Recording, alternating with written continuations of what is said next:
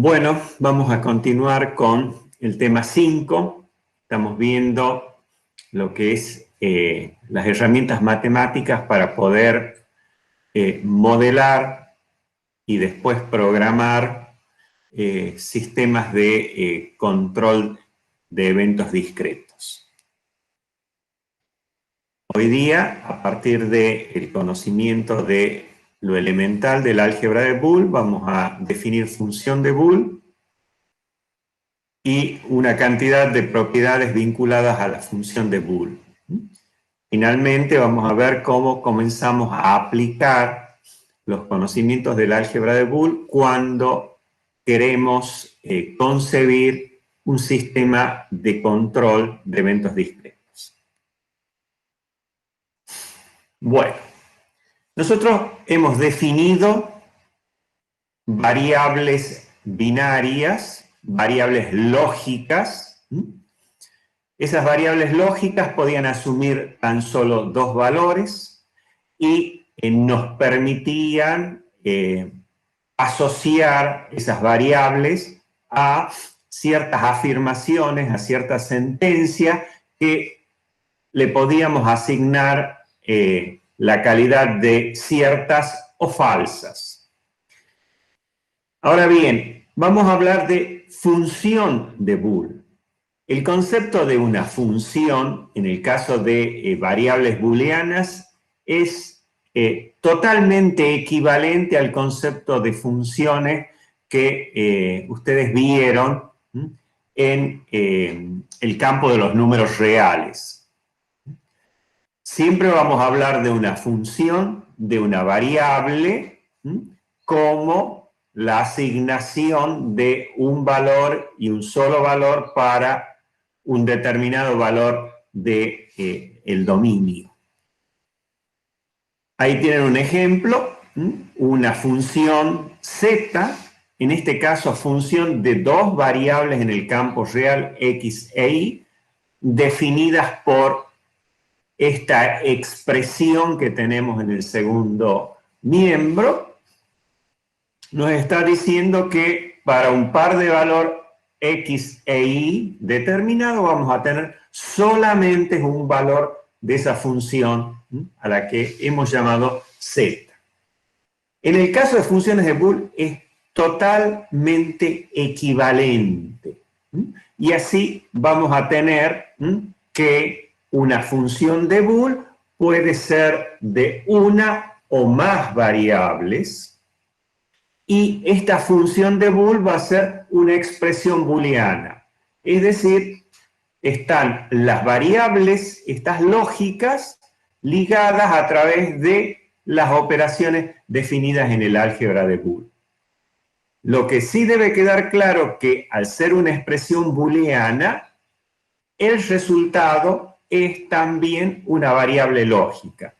Casualmente, el principio de clausura al que hemos hecho referencia en la clase anterior.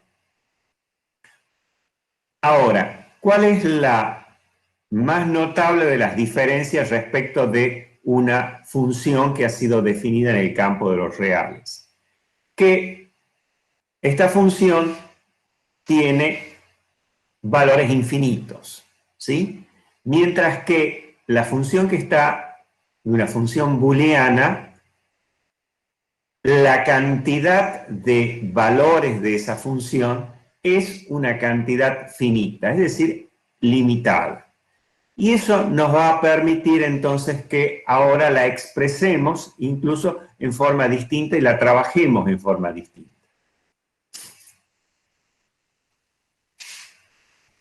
Una de las cosas que nos va a interesar es cómo expresar funciones booleanas. ¿Por qué?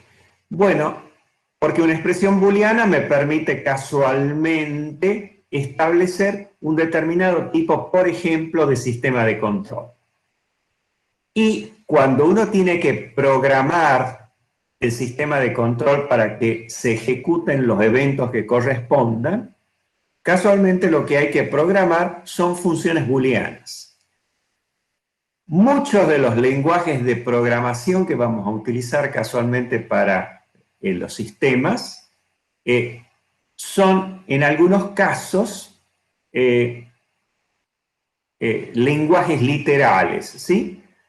Utilizan expresiones, pero también hay lenguajes gráficos que utilizan símbolos que casualmente derivan de diagramas que permiten expresar funciones booleanas. De ahí que nos interesa entonces expresar de distintas formas las funciones de Boole. Bueno, la forma básica y la tradicional que a lo mejor ustedes conocían para funciones del campo real, es directamente la expresión analítica, ¿sí? En el caso este, es la expresión analítica de la función. Bueno, para las funciones de Boole también existen expresiones analíticas en donde está el resultado de la función y acá hay una expresión booleana. En este caso, las variables son A, B y C y, como se pueden ver, están ligadas a través de operaciones OR, AND y de negación. Entonces, fíjense, esta función booleana la podemos expresar o decirla, leerla, diciendo M es igual a A o B y C negado o no C. Esta forma, la expresión analítica, es bastante útil, sobre todo cuando uno quiere hacer un cambio en la estructura. Pero hay una forma que en algunos casos es de suma utilidad, que es el expresarla a la función como una tabla de la verdad. Es decir, en vez de disponer de esta expresión, ¿sí?, analítica, expresarla como una tabla de la verdad.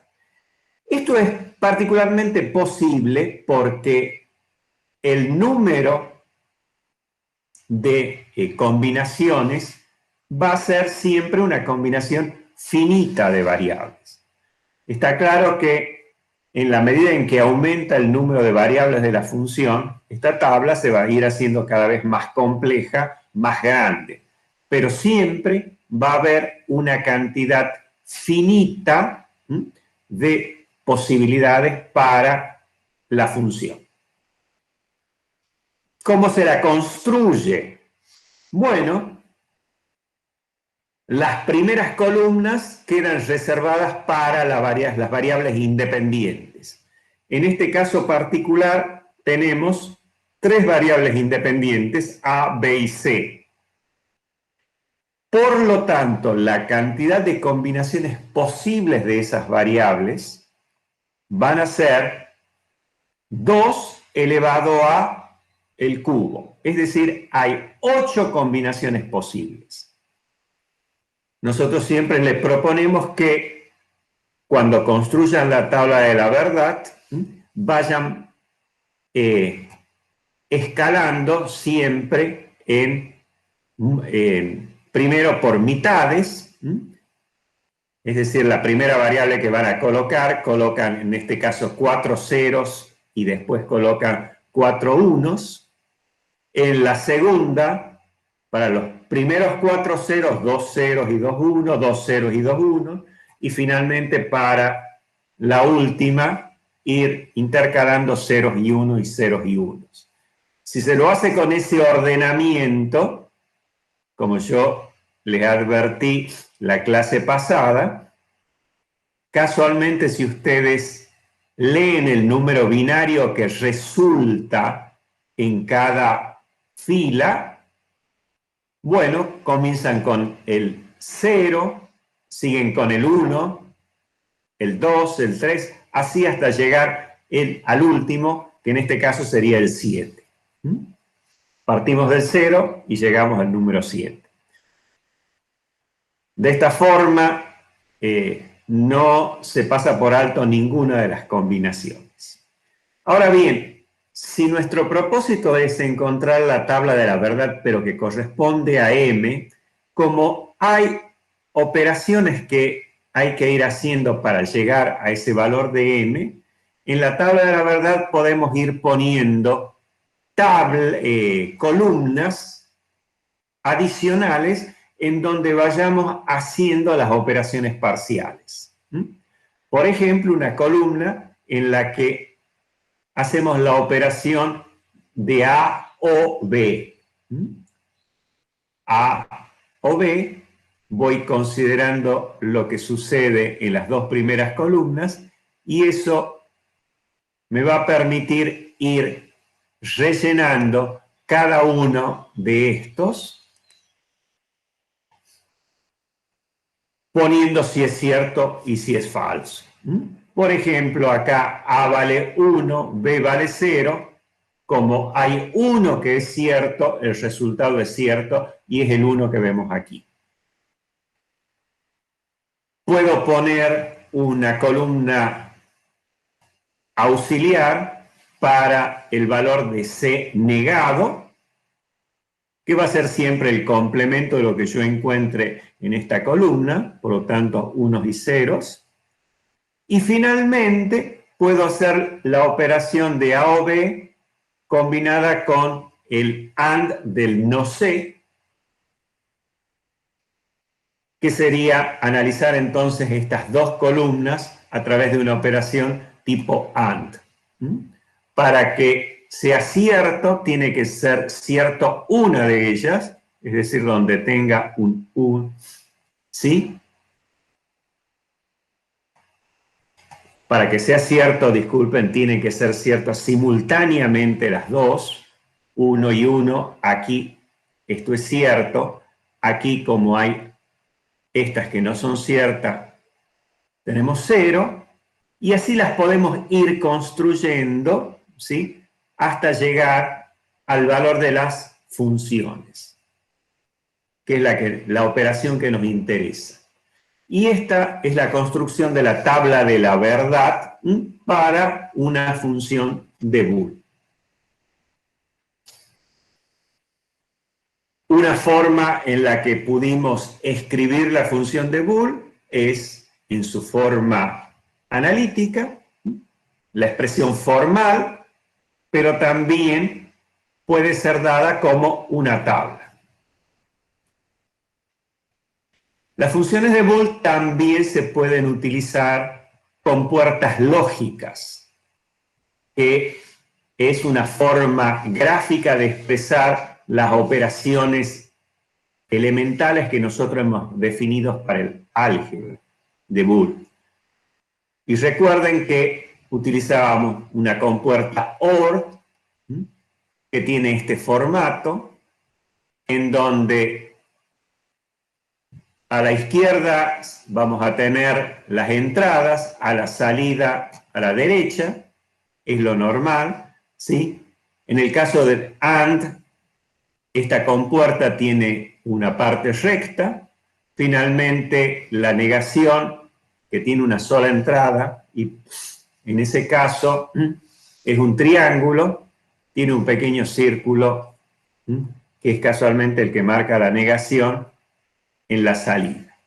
Fíjense que si ahora lo que quiero es expresar gráficamente esta función, bueno, primero represento la operación OR entre una entrada A y una B. Para eso utilizo la compuerta OR. De ahí resultará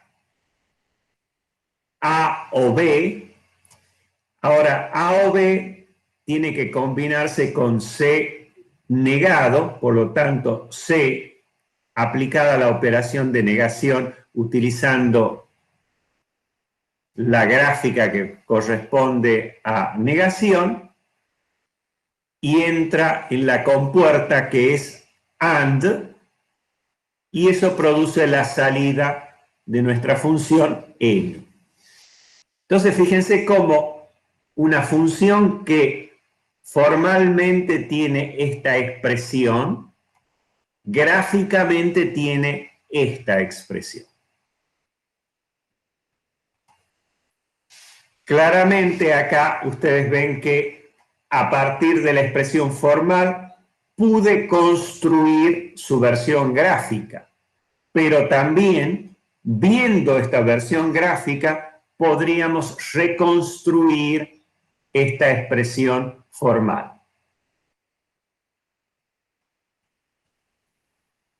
La otra forma es utilizando diagrama de contactos. Para eso, un contacto es un switch, una llave, que si está abierta no permitiría la circulación de una corriente. Si está cerrada, permite cerrar un circuito, conectar un circuito y hacer que a través de ese contacto circule corriente. Nosotros vimos en el esquema de contactos para mostrar cómo sería la operación AND y OR, y ahí vimos que utilizábamos un contacto abierto para indicar una variable y cerrábamos todo un circuito a través de una fuente. Utilizando esa idea, pero ahora ya no necesariamente representando todo, nosotros a la función de bool, que corresponde a lo que es la expresión booleana, la vamos a conectar a través de contactos entre dos puntos. Uno a la izquierda, en donde estará la fuente, estará el potencial positivo, y otro punto en donde estará el neutro. ¿Sí? No ponemos directamente, no lo cerramos al circuito, no lo hacemos a todo el circuito eléctrico, sino que ponemos dos puntos. Uno que corresponde al alto potencial y el otro el que corresponde a masa, de modo tal que entre estos dos puntos hay una caída de tensión. Así lo tenemos que visualizar. Y hay una serie de conexiones, de modo tal que si hay circulación de corriente entre esos dos puntos, donde hay diferencia de potencial, el resultado, la función, es cierta, vale 1. Si no hay circulación de corriente, entonces el resultado es 0. Fíjense que aquí lo que estamos haciendo es, primero, una operación OR. Si ustedes se recuerdan con un circuito, la operación OR, para que haya un paso de corriente, puede hacerse a través de una o de la otra llave del otro switch. De modo tal que en este caso tendríamos una conexión en paralelo.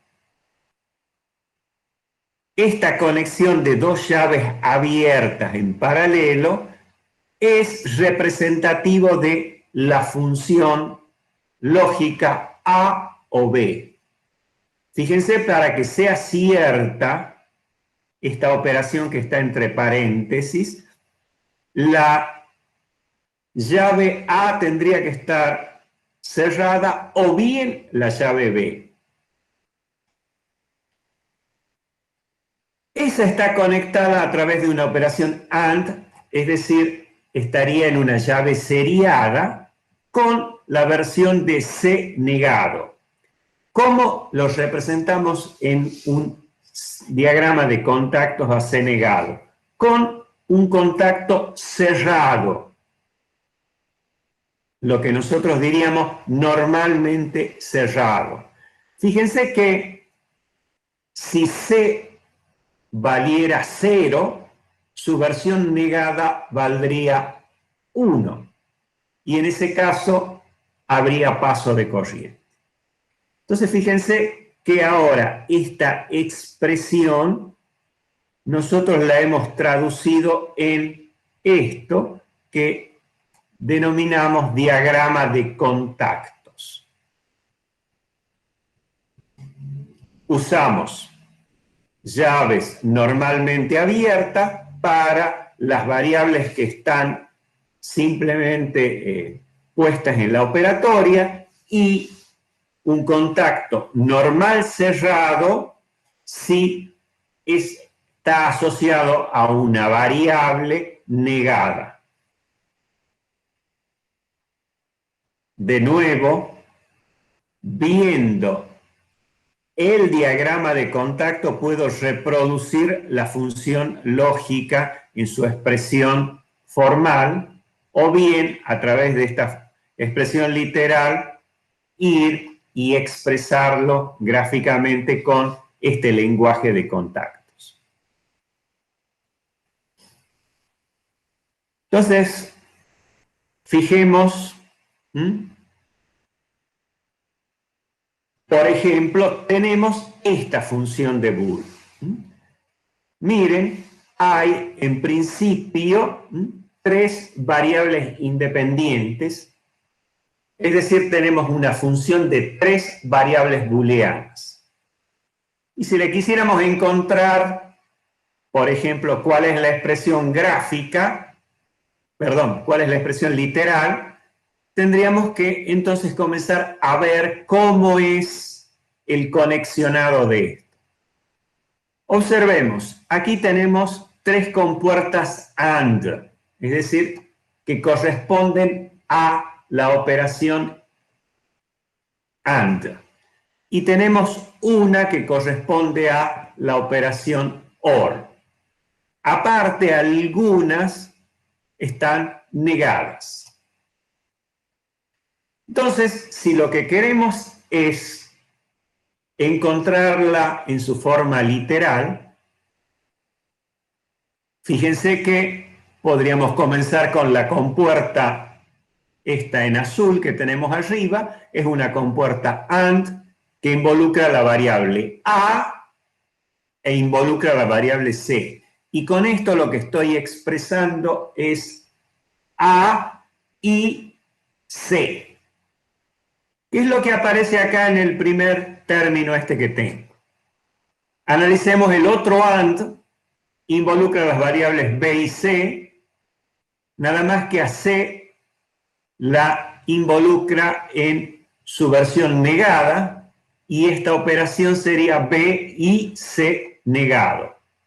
¿Qué es lo que tengo en el segundo término acá? Finalmente, si analizo esta, observen que tengo más de una entrada, ¿sí? Realmente están A, B y C. B está en su versión negada, perdón.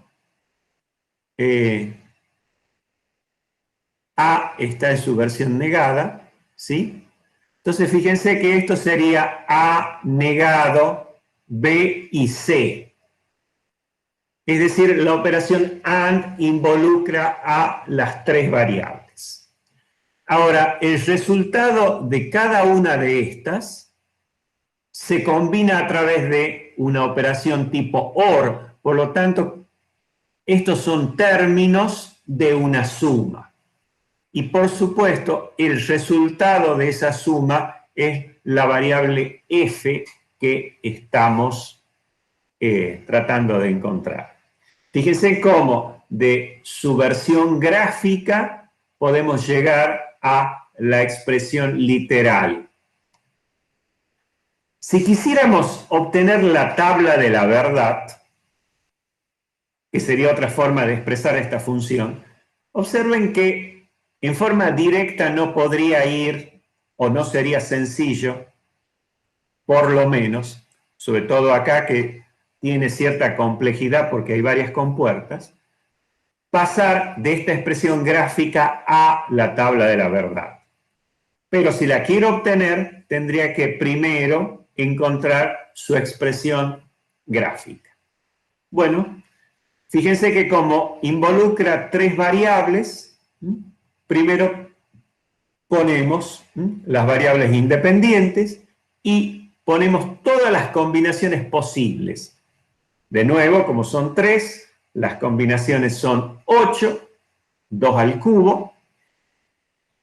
Y aquí, como tengo una suma lógica, puedo considerar como operación auxiliar cada uno de los términos.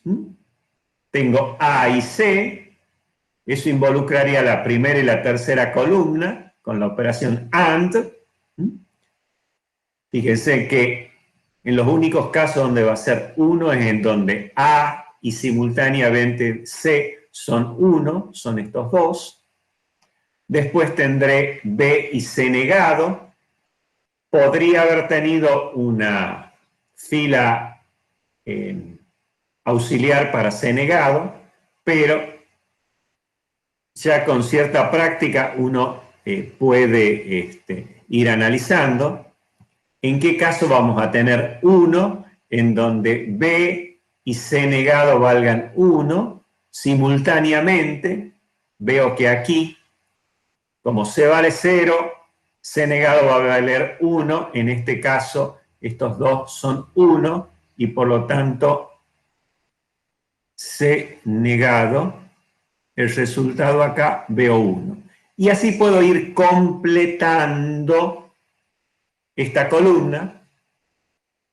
¿Sí? Después, si tengo que hacer esta operatoria, puedo aplicar la propiedad asociativa, hacer primero B y C, y una vez que tengo B y C, los relaciono con AND con la variable A negada. Y así puedo tener un tercer columna en donde ahora aparece el término A negado BC. Finalmente, como todas estas están involucradas en una operación OR, para que sean cierta alguna de las entradas, alguno de los términos debe ser 0, debe ser 1. Bueno, fíjense que cuando analizo, puedo encontrar los unos y los que no resulten 1 serán 0 y se terminan completando. Pude pasar de la tabla de esta expresión gráfica a la tabla de la verdad, primero intermediando con la versión o la expresión formal, literal de la función. Ingeniero. Sí. Una consulta. Ahí en el ejemplo de la tabla, la columna BC, perdón, B y C, la puedo obviar y hacer directamente anegado. Sí, no. A ver, ustedes pueden obviar cualquiera de las tablas auxiliares, porque es simplemente una cuestión de rapidez con la que uno aprende a operar esto y con la destreza y la práctica que tenga. Ok, perfecto. A ver, la tabla de la verdad de esta función realmente involucra las variables independientes, las variables estas de entrada A, B y C y F. Eso es la tabla de la verdad de esta función.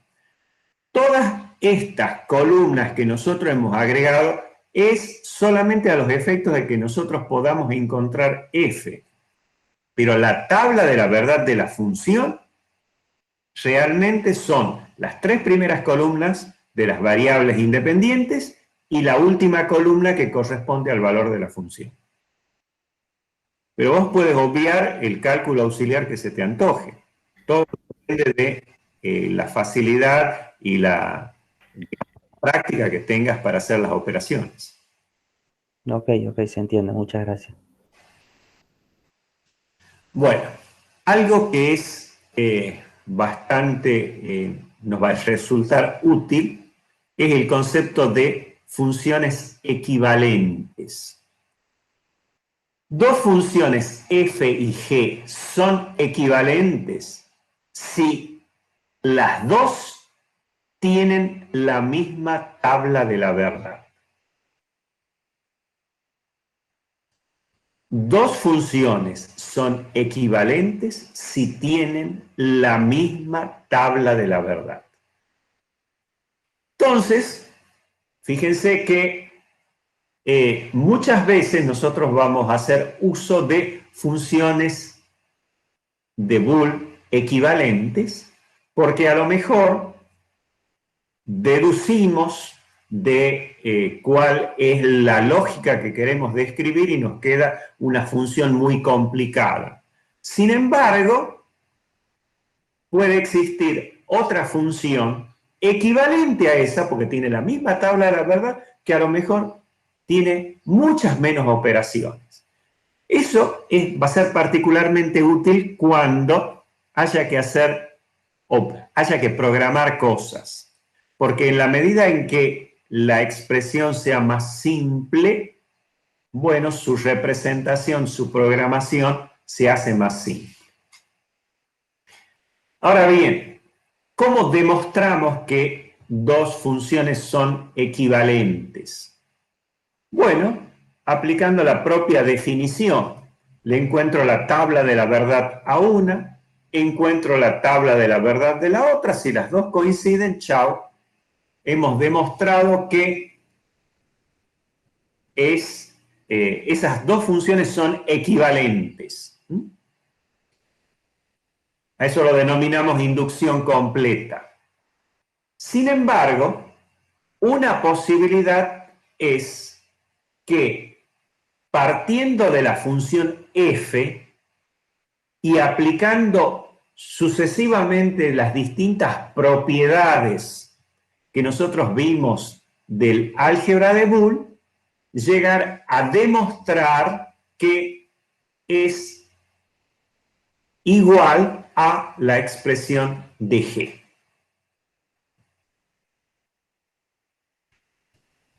Por ejemplo, miremos la función f y la función g. No nos deberíamos sorprender demasiado por esas dos funciones. Ya saben que son equivalentes. De hecho, si la miran, es la propiedad distributiva expresada en las dos formas, ¿sí? La forma OR y la forma dual de ella, la forma AND. Pero acá podemos hacer el ejercicio de ver que efectivamente son equivalentes. ¿Y por qué son equivalentes? Porque tienen la misma tabla de la verdad. Y de hecho, si ustedes la construyen a la tabla y ponen primero todas las variables independientes, en este caso A, B y C, y hacen las operaciones correspondientes y miran el resultado, van a obtener, y eso lo pueden hacer ustedes como ejercicio, pero van a ver que para cada combinación de las variables independientes tenemos los mismos valores de función. Por lo tanto, esta función y esta función son equivalentes.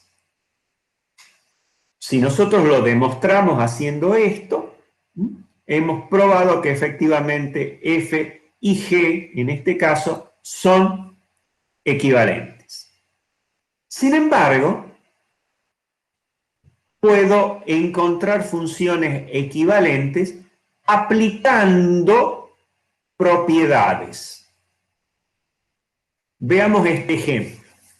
Tenemos una función d que tiene tres variables independientes, a, b y c. Como pueden ver, tenemos aquí una expresión casualmente con 4 términos. Es una función de Boole. Si observamos, acá tenemos A negado, B y C negado, ¿sí? Y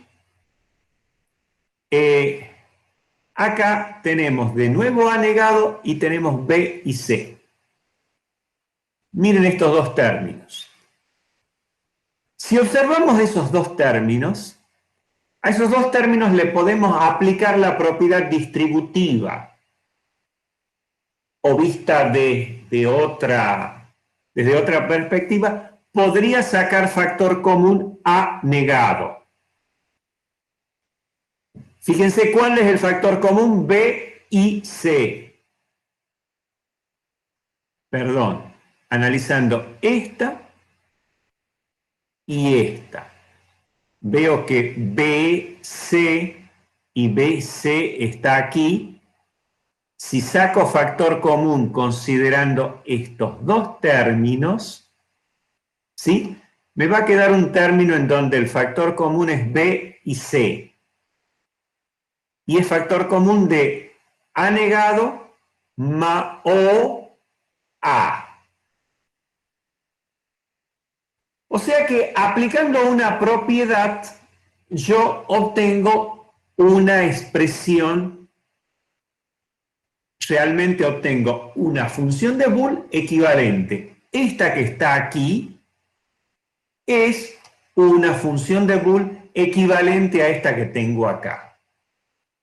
¿Por qué? Porque he aplicado una de las propiedades y por lo tanto la segunda tiene tanta validez como la primera. Equivalente. Ahora, si observamos la operación que tenemos entre paréntesis, ¿sí? Tenemos A negado o A, y si nos fijamos, ustedes pueden tener la tablita a la par. Esta es la definición del elemento nulo. Saben que no A o A da como resultado 1. ¿Sí? Entonces, fíjense que acá me queda una expresión en donde tengo estos dos primeros términos, después tengo uno que es B y C y 1. Y ahí ustedes pueden aplicar otra propiedad, la del elemento nulo. ¿Por qué? Porque a la variable B y C la están aplicándole ahora el AND 1, es decir, la multiplicación lógica por 1. Y eso devuelve simplemente B y C. Entonces, ahora, si nos fijamos, entonces, tengo aquí una función que la derivé de la anterior y por lo tanto es una función equivalente a las anteriores.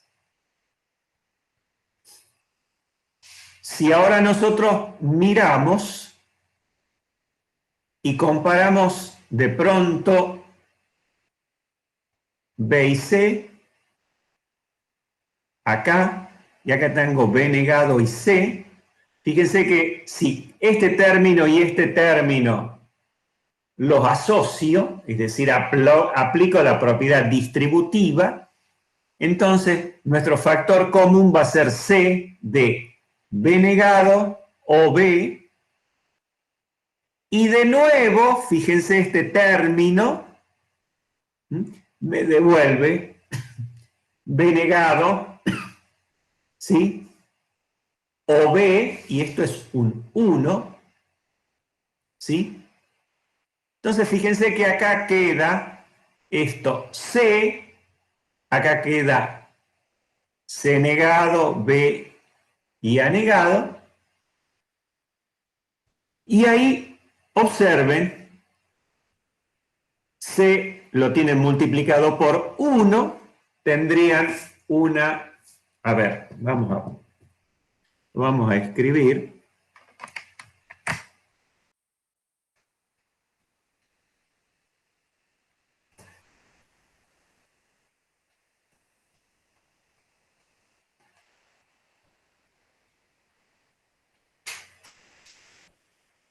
Entonces, fíjense que... A ver.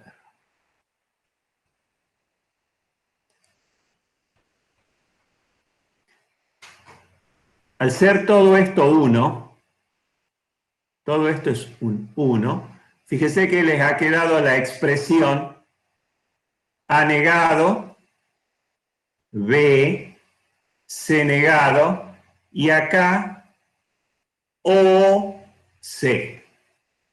Entonces ustedes aquí pueden ver la expresión que tienen para el consenso, la expresión que tienen para la propiedad de consenso. Observen que aquí tienen C por un lado y acá tienen C negado. El producto A negado por B sería equivalente a una sola variable, si ustedes quieren llamarla, no sé, X. Entonces, si aplican consenso, acá les quedan C que suma y el producto A negado B que suma. ¿Sí? Entonces, fíjense que han encontrado una función equivalente, mucho más simple, con menos operaciones que la que tenían originalmente. Si ustedes le calculan la tabla de la verdad a la primera, a la segunda, a cualquiera de las expresiones, o a la última, todas van a tener la misma tabla de la verdad. De hecho, todas son equivalentes.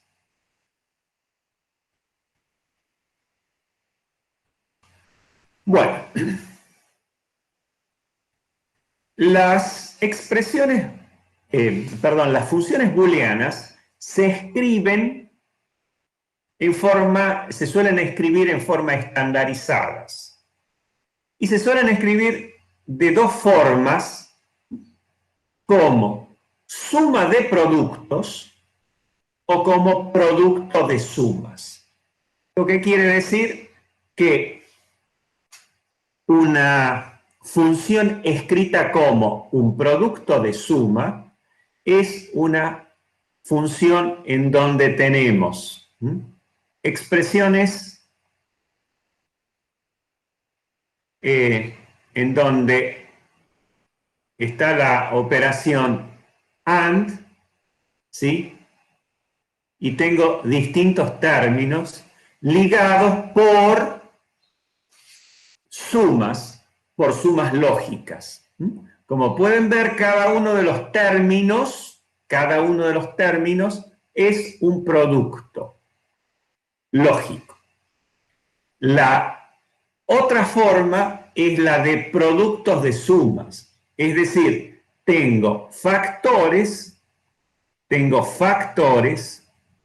¿sí? Y cada factor viene representado por suma de variables. Son las dos formas normalizadas en las que se suelen expresar funciones booleanas. Producto de sumas o suma de productos. Hay una forma especial de esta suma de productos o producto de suma, que es la forma canónica de suma de productos. ¿En qué difiere de lo que nosotros definimos simplemente como suma de productos? Que en el caso de la forma canónica de suma de productos, cada uno de los términos contiene todas las variables independientes. Observen aquí, ¿sí? En el primer recuadro, ¿sí? Cada uno de los términos tiene tres variables, que son las tres variables independientes de la función. ¿Sí? Ligadas a través de AND y en sus versiones afirmadas o negadas. Pero en todos los términos aparecen las tres variables. En forma análoga, hablamos de forma canónica de producto de sumas, en donde tenemos factores, pero cada factor contiene la suma de las tres variables, ya sean en las distintas combinaciones de sus versiones afirmadas o negadas. Bien, entonces dijimos, las funciones de Boole las podemos tener en su expresión formal, la podemos representar gráficamente con diagramas de compuertas lógicas o diagramas de contactos, o la podemos representar con la tabla de la verdad. ¿Sí? De hecho, acá tienen para nuestro ejemplo las 4 representaciones posibles de esa función booleana. Miren que en el caso de la tabla de la verdad hemos puesto simplemente las variables independientes y el valor de f.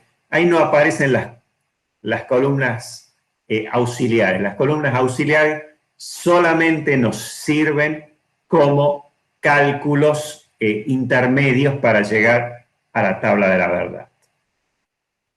Lo que les debería haber quedado claro es que con la expresión formal ustedes pueden encontrar las representaciones gráficas y a partir de las representaciones gráficas ustedes pueden reconstruir la expresión literal de la función.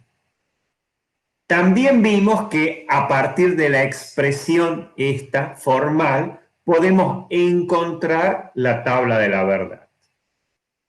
Ahora, lo que no es tan fácil de encontrar, o por lo menos no es evidente que se pueda hacer en forma directa, es a partir de la tabla de la verdad, a qué función, a qué expresión formal corresponde. Eso no es tan directo. Y mucho menos a partir de esta tabla de la verdad, tratar de reconstruir en forma gráfica la función. Por eso hay un procedimiento que nos permite encontrar casualmente la expresión formal, la expresión literal de la función, a partir de la tabla de la verdad. Y podemos obtener esa expresión formal de dos formas. O en la forma canónica de productos de suma, o en la forma canónica de suma de productos. Entonces, veamos cómo es el procedimiento. Si nosotros tenemos una tabla de la verdad como esta que tenemos aquí, ¿sí? Entonces, esta tabla de la verdad, observen, tenemos las tres variables, el resultado de la función. Si queremos obtener la función, y ahora vamos a empezar primero con la forma canónica de suma de productos, en ese caso tengo que localizar los valores 1 que toma la función. Por cada valor 1 que toma la función, vamos a tener un término de esa suma canónica. Y esa suma canónica va a estar integrada por el producto lógico de, casualmente, estas tres variables. ¿De qué forma? Si toma 0, se le va a asignar negación. Si toma valor 1, se le va a asignar la variable en forma directa afirmada. Entonces, fíjense, dijimos que por cada 1 hay un término. ¿Y ese término cómo se construye? Bueno, se observa si las variables tienen 0, bueno, hay que ponerlas en su forma negada.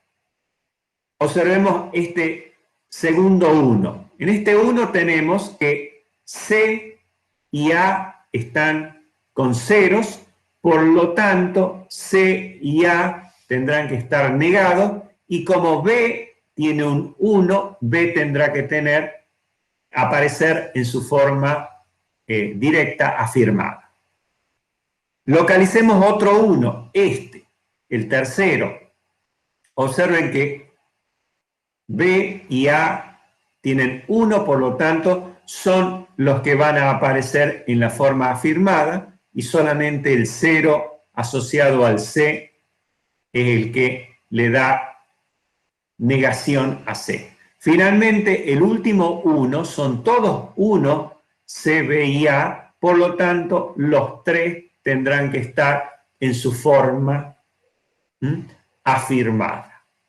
Fíjense que ahora he encontrado una expresión formal para la función a partir de la tabla de la verdad. Y la escribí como suma canónica de productos. Hay una forma dual en donde esta misma tabla de la verdad la puedo expresar en vez de suma de productos como el producto canónico de sumas. Y es la versión dual. Antes localizaba los unos y cada uno me producía un término. Ahora voy a localizar los ceros y cada cero me va a reproducir un factor. Para esta tabla de la verdad, como hay 4 ceros, tendré una función que resulta el producto de 4 factores.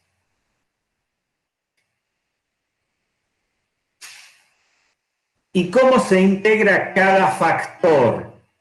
Bueno, en este caso, cada factor va a ser la suma de las 3 variables. Nada más que en este caso, en donde haya ceros, va a tener que aparecer la variable en su forma afirmada, y en donde haya 1, tendrá que aparecer la variable en su forma negada. Entonces, fíjense en el primer 0, asociado al primer factor que está aquí. Como tengo que C y B son ceros, tendrán que aparecer en este factor en forma afirmada, y como A es un 1, tendrá que aparecer en su forma negada. Y de nuevo encuentro una función que se corresponde con esta tabla de la verdad. De hecho, esta función es equivalente a la anterior, que la escribí en la otra forma canónica. Entonces, fíjense que tenemos hasta un procedimiento para, partiendo de una tabla de la verdad, llegar a una expresión formal. Veamos un ejemplo que es un ejemplo relativamente simple y que nos permite ver la utilidad que tiene todas estas cosas que estuvimos viendo. Vamos a suponer que el circuito de generación y distribución de energía de una fábrica tiene 2 generadores que tienen una capacidad de generar cada uno 15 kilovatios. El generador 1 y el generador 2, que son los que están puestos aquí.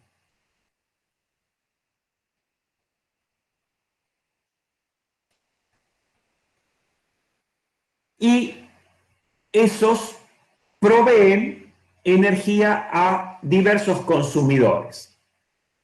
Esta es una situación bastante simple, en la que vamos a suponer que son tan solo 3 consumidores, 3 motores que toman energía de esos generadores y que tienen potencia nominal de 5, 10 y 15 kilovatios.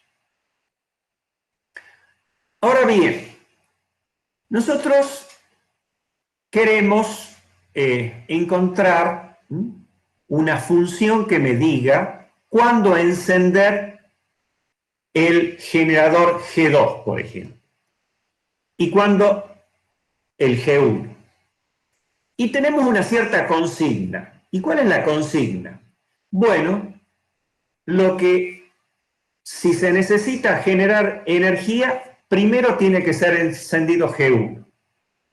Ahora bien, si con G1 encendido no alcanza para generar lo que necesitan estos consumidores, entonces recién se enciende el generador G2. Esa es la consigna. Entonces ahora quiero saber qué combinación de encendidos y apagados en los motores M1, M2 y M3 tengo, ¿sí?, para que se encienda G1 y para que se encienda G2. Fíjense que esto que está totalmente verbalizado, que está totalmente explicado como una forma operativa, nosotros lo podemos codificar matemáticamente. Y lo podemos codificar matemáticamente como una función booleana. ¿Por qué? Porque fíjense que G2 va a estar encendido o apagado dependiendo de la particular combinación de motores prendidos y apagados. Y eso no es ni más ni menos, puede ser descrito con una función booleana. Una función booleana de G2 como función de las variables independientes motor 1, motor 2 y motor 3. Fíjense que esos motores, de acuerdo a las necesidades, pueden estar prendidos o apagados. Y de acuerdo a cuál sea la situación de esos motores, G2 tendrá que estar, como consecuencias de esa, tendrán que estar prendido o apagado. Típicamente una función G2 es una función de M1, M2 y M3. Y G1 también, en definitiva. Bueno, ¿cómo lo podemos expresar a eso en forma matemática? Bueno, si quiero encontrar una función, ¿sí?, G2 de M1, M2 y M3, bueno, una forma bastante práctica es ponerlo como tabla de la verdad. ¿Por qué les digo que es práctico? Porque la consigna de la forma en la que ha sido expresada, ¿sí?,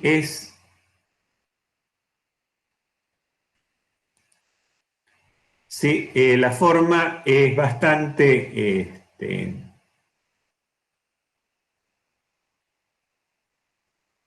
bueno, fíjense, entonces, supongamos entonces que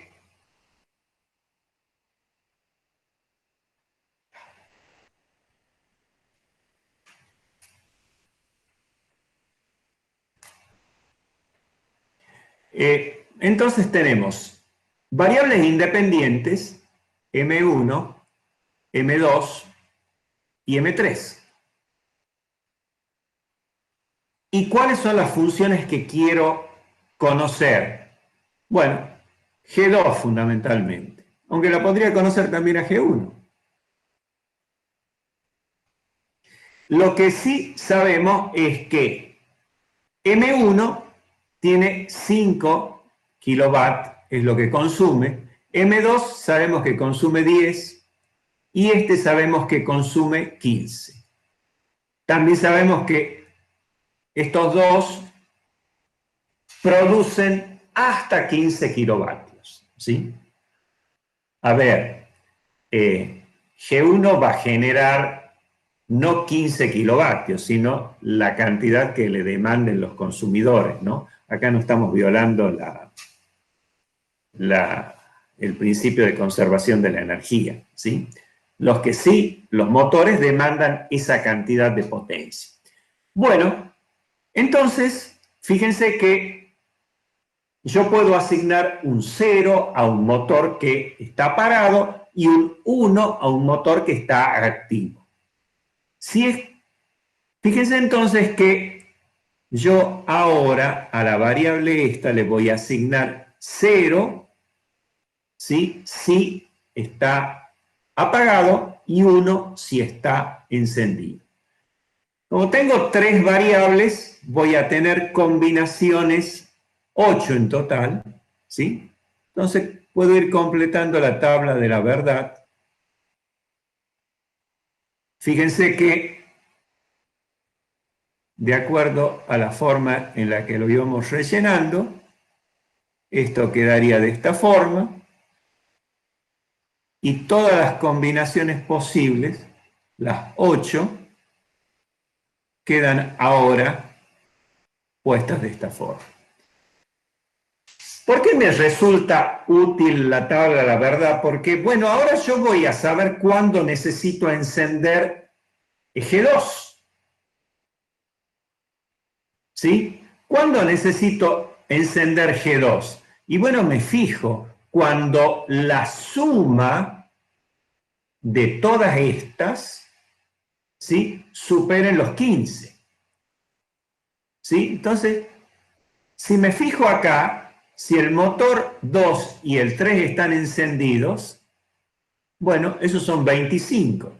Quiere decir que en este caso tiene que estar encendido. Si me fijo acá, miren, el motor M1 y el M3 sumados me dan 20, por lo tanto, ¿sí?, ahí también voy a tener un 1.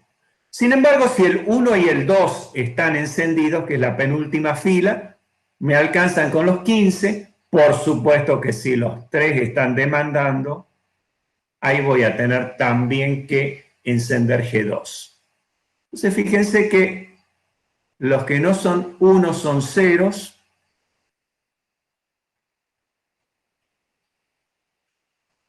Y he completado una tabla de la verdad. Y fíjense que la tabla de la verdad la he construido a partir de la información que yo tengo de planta, la información física que dispongo, la consigna que tengo para la forma en la que necesito que trabaje este sistema. La tabla de la verdad me permite casualmente modelar esa situación. Ahora viene la etapa de encontrarle una expresión a esto. Pero si yo tengo la tabla de la verdad, puedo encontrar entonces la función booleana. ¿Y de qué? Y bueno, aprendiendo casualmente aplicando el procedimiento que vimos. Para G2 en particular veo que tengo 3, 1, por lo tanto voy a tener 3 términos, quizás sería lo más fácil, entonces, arrancar por ese lado. Entonces yo diría, bueno, G2 como expresión formal va a tener 3 términos. Este término asociado a este, veo que en M2 y M3 hay un 1, nada más que en M1 hay un 0, entonces el primer término va a ser M1 negado, M2 y M3. suma lógica. ¿Cuál es el término que viene? Y me fijo dónde está el 1. Veo que M1 y M3 tienen 1, por lo tanto será, entonces, M1 y M3 afirmado y M2 tendrá que estar negado. Y finalmente, el último, en donde, como tengo 3, 1, M1, M2 y M3 tendrán que estar afirmados. Fíjense que ahora, de toda una consigna que era verbal, en donde había toda una serie de cuestiones de cómo quiero que funcione esto, resulta ser que ahora ya tengo una expresión en términos de variables lógicas de cómo quiero que se comporte este sistema. Bueno, pero una de las cosas que podría pensar, bueno, pero esta es una función que la verdad que la veo bastante complicada. ¿No habría una función equivalente, un poco más simple que toda esta? Bueno, fíjense que podemos comenzar a aplicar propiedades, ¿sí? Podemos comenzar a aplicar propiedades. Fíjense en el primer término y en el tercer término. Si considero el primero y el tercer término, fíjense que podríamos poner factor común M2 y M3 y factor común ¿de qué? De M1 negado o M1. Y nos quedaría el término M1, M2 negado, M3. Bueno, ustedes saben que esto que está en paréntesis es un 1 y que el producto M1 por M3 por 1 va a ser M1, M3. Entonces, me va... ¿Sí? En el primer término no es M2 por M3. Ahí creo que se confunde. No te entendí bien. En el primer término, que dice M1 por M3, creo que es M2 por M3. El primer término es M1 negado. Sí, tenés razón. Es lo que ves ahí, esto es un M2. Sí. Sí. Y acá vamos a tener M1, M2 negado y M3. Si nos fijamos, M3 es factor común, de nuevo la propiedad distributiva, ¿sí? M3 es factor común ¿de qué? De M2 o M1, M2 negado. Pero si ustedes se fijan en la tablita, por consenso, esto es equivalente a poner M3 o M1 más o M2. Y por supuesto, esta última función es una función mucho más simple que la primera que hemos obtenido, pero es equivalente. Entonces, fíjense cómo ha sido el procedimiento. Tengo toda una situación descrita. Este es el equipamiento y quiero que funcione de esta forma. Con la tabla de la verdad puedo formalizar en términos de variables booleanas. A partir de ahí puedo obtener una expresión formal y eventualmente la puedo simplificar. ¿Qué es lo que hemos hecho? Profesor, Sí. disculpe. ¿Podría explicar de nuevo por qué M1 y M2 negado es M2? ¿En dónde? A ver. El último paso que hizo. Este último paso, a ver, si te fijas en la propiedad del consenso, a ver, la podemos escribir aquí, ¿sí? Les decían a ustedes que A o A negado B es equivalente a o B. Esa propiedad de consenso la vimos, ¿sí? Es una de las últimas que tienes en la tabla. Fíjate vos que es casualmente con otras variables lo que tienes aquí. Bien, gracias. ¿Sí? ¿Te queda claro, verdad? Sí, gracias. Bueno, entonces fíjense que cómo ha sido la secuencia. La situación física, cómo queremos que trabaje, la podemos escribir en una tabla de la verdad porque es más o menos fácil expresarlo en la tabla de la verdad, pero de ahí podemos llegar a una expresión formal, casualmente aplicando este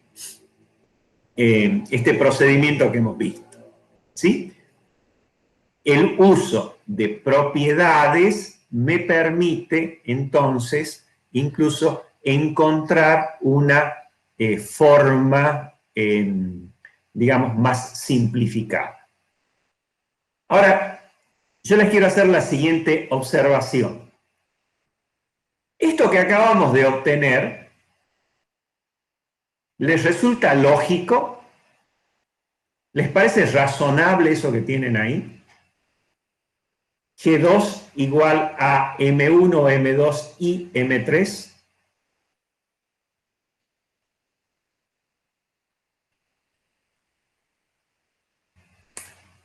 Hasta ahora hemos hecho todo un procedimiento matemático. Tratemos de interpretar qué significa esto, porque para nosotros la matemática es un vehículo para entender algo, para sacar alguna conclusión.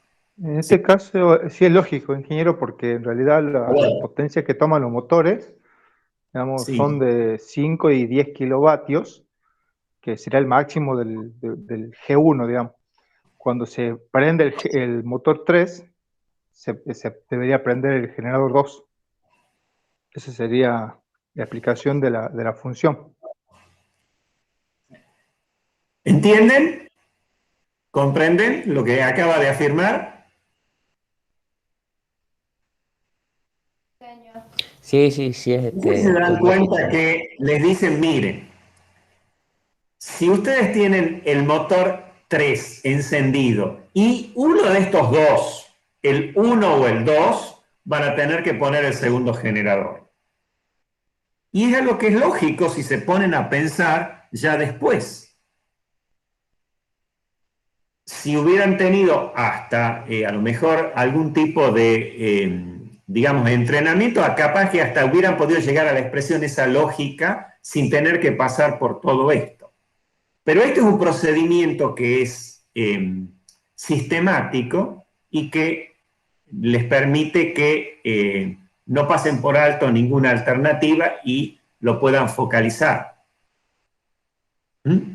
Bueno, y si quisiéramos encontrar la función booleana G1, ¿cuándo tenemos que encender y cuándo tenemos que apagar G1? ¿Qué dirían? ¿Cómo lo completamos? A esta tabla de la verdad. ¿Dónde hay ceros y dónde hay unos?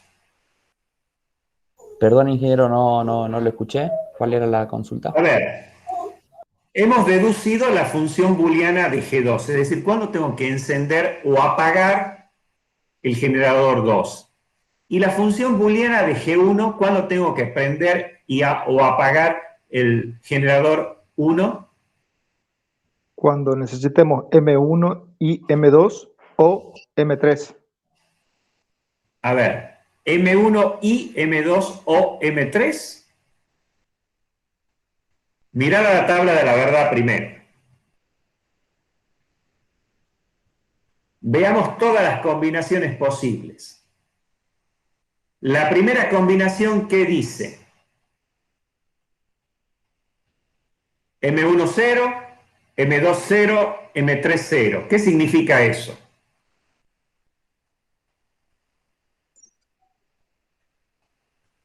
¿Qué significa?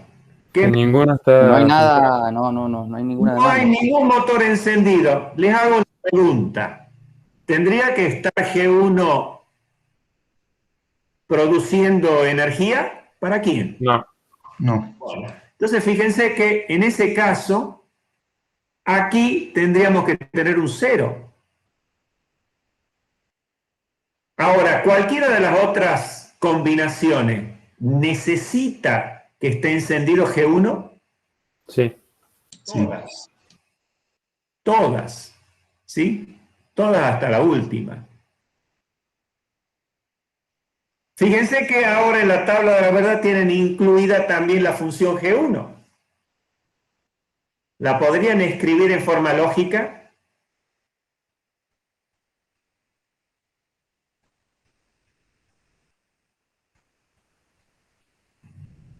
¿Qué usaríamos en este caso?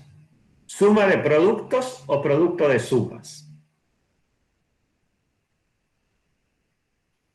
Si tengo un solo cero, tengo un solo factor. Si tengo 7 unos, tendré 7 términos. Está claro que sería mucho más complicado utilizar suma de productos. Aquí lo más fácil, como tengo un solo factor, como hay un solo cero, utilizar la forma canónica producto de sumas. ¿Y cómo sería en este caso? La única combinación que generaría acá sería la primera. Entonces lo que podría poner es G1 igual. Y por supuesto tendrá que estar M1 o M2 o M3. ¿Sí? Bien. Y como M1, M2 y M3 tienen ceros, acá tendrán que ir negados o afirmados. Negados los tres. ¿Así es? ¿O afirmados? Sí, no, los tres negados, entiendo yo. ¿Por qué negados? Porque estoy pensando en el... No pensé. Pensá primero en el procedimiento, después veamos la lógica. ¿Qué les dice? En donde hay cero Afirmado. tiene que estar afirmado y en donde hay uno tiene que estar negado, ¿sí? No sería el caso, ¿sí? Tendrían que estar afirmados los tres. Y esa sería la expresión lógica para G1. Fíjense qué les dice, léanla desde el punto de vista de la lógica ahora a esa expresión. ¿Qué les dice? Para que G1 sea 1, ¿qué tiene que pasar? M1 tiene que ser 1, o bien M2 tiene que ser 1, o bien M3 tiene que ser 1, o cualquiera de ellos ser 1, o todos, o algunos. ¿En qué único caso G1 va a ser 0? Cuando M1 o M2 o M3 sean 0. ¿Qué es lo que tenemos ahí? Fíjense cómo podemos utilizar todo un procedimiento sistemático capaz que ni siquiera pensando, pero al final el resultado que tengo representa efectivamente lo que quiero representar desde el punto de vista de la lógica. ¿Les quedó claro? Sí, sí, ahora sí. Bueno, muy bien. ¿Y para qué nos va a servir estas funciones de Boole? ¿Para qué nos va a servir todo este procedimiento? Por ejemplo, para programar un dispositivo, como el que estamos viendo aquí, que tomando información de la planta, la lleve a este dispositivo y este dispositivo diga qué cosas hay que hacer en la planta para que las cosas se ejecuten de la forma en la que nosotros queremos. Por ejemplo, si en la planta tenemos 3 motores y queremos usar 2 generadores, pero primero quiero usar el 1 y después, si me falta el 2, yo acá podría tener una medición de si el motor está andando o no. Por ejemplo, viendo la tensión que genera, digamos, que está tomando el motor. Si está tomando 0 de tensión, está apagado. Si está tomando 220, está consumiendo. Eso se lo informaría a un dispositivo que tomaría en cuenta este encendido, aquel apagado, y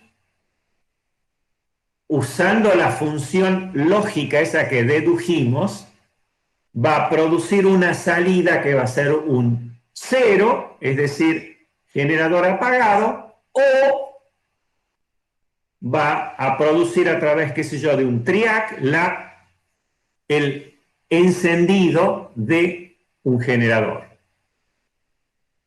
¿Sí? Fíjense que cuál podría ser entonces la utilidad de estas funciones lógicas. A partir de mediciones, voy a producir salidas de acuerdo a cuáles sean las condiciones de esa entrada. Y para eso, ¿qué necesito? Conocer funciones lógicas. Y conocidas las funciones lógicas, eso me va a permitir programar un dispositivo de control.